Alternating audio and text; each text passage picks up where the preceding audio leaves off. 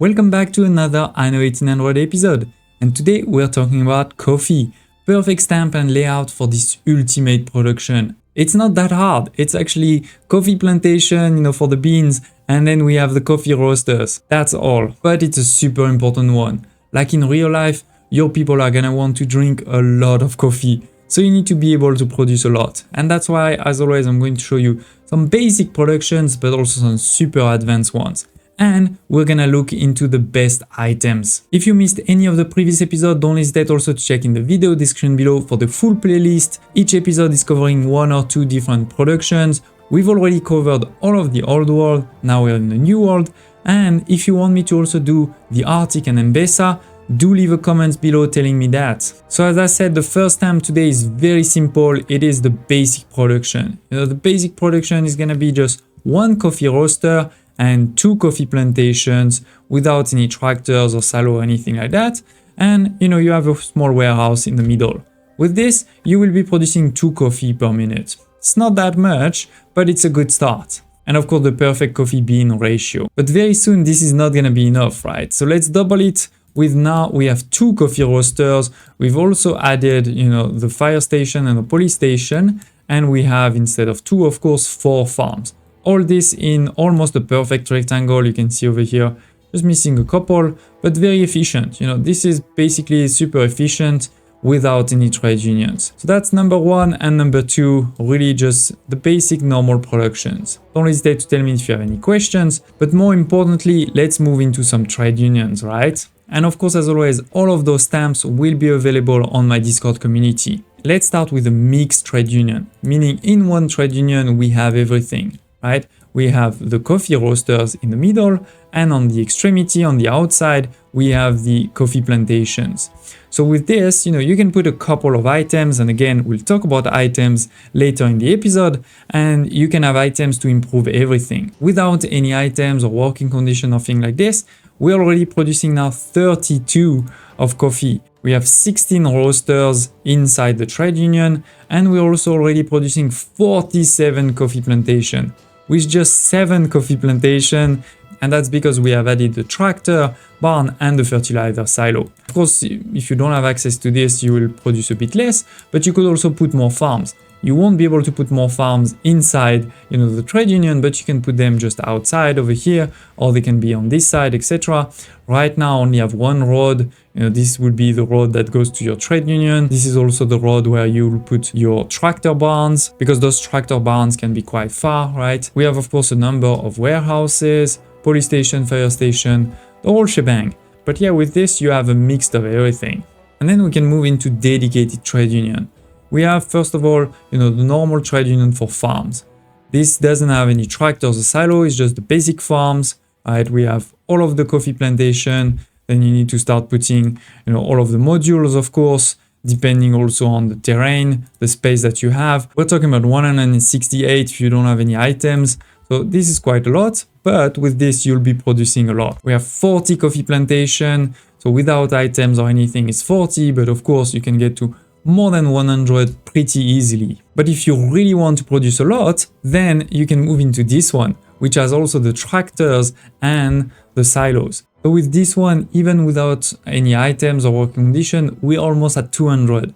So of course, with a few items, you can get way above 200, no problem. We have a lot less coffee plantations also, it's only 28 instead of 40, right? Because we have less space, of course, with all of the tractors and silos.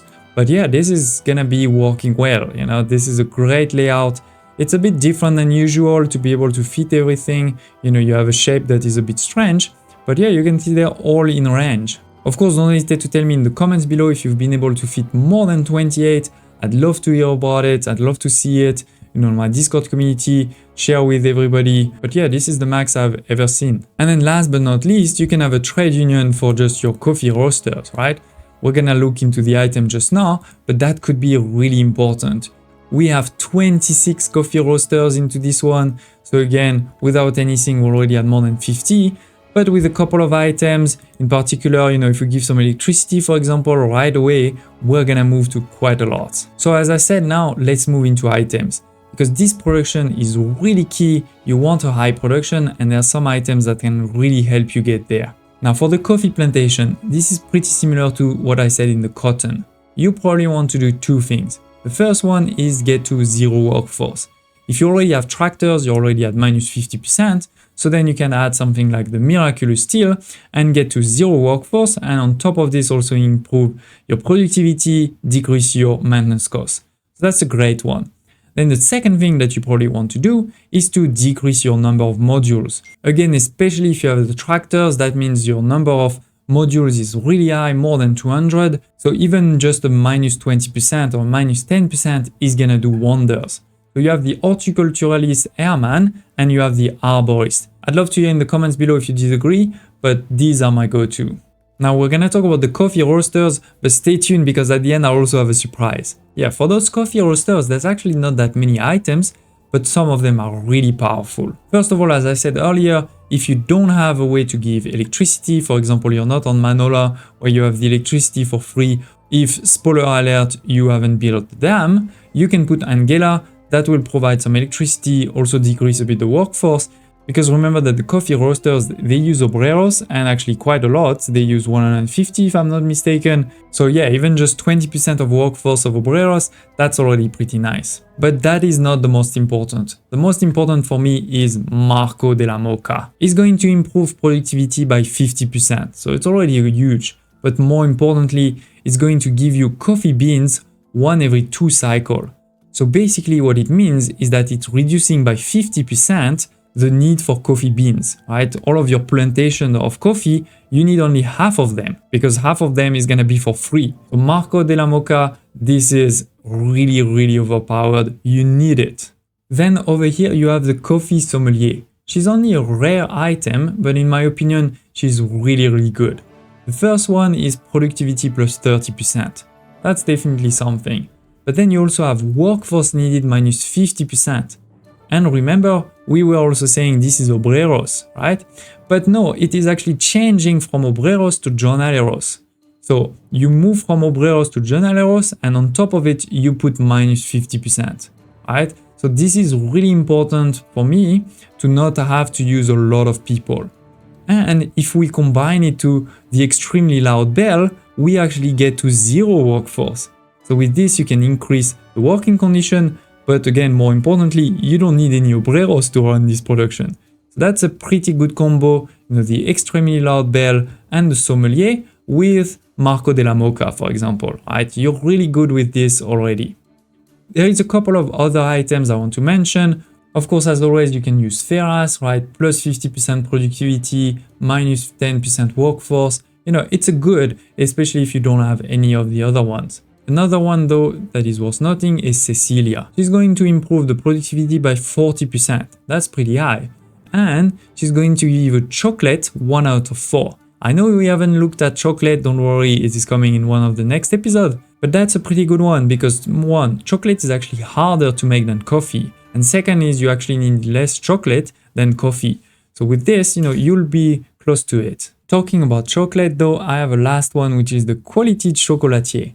This is not going to be for your coffee roasters, as I said, this is going to be for your chocolate factories.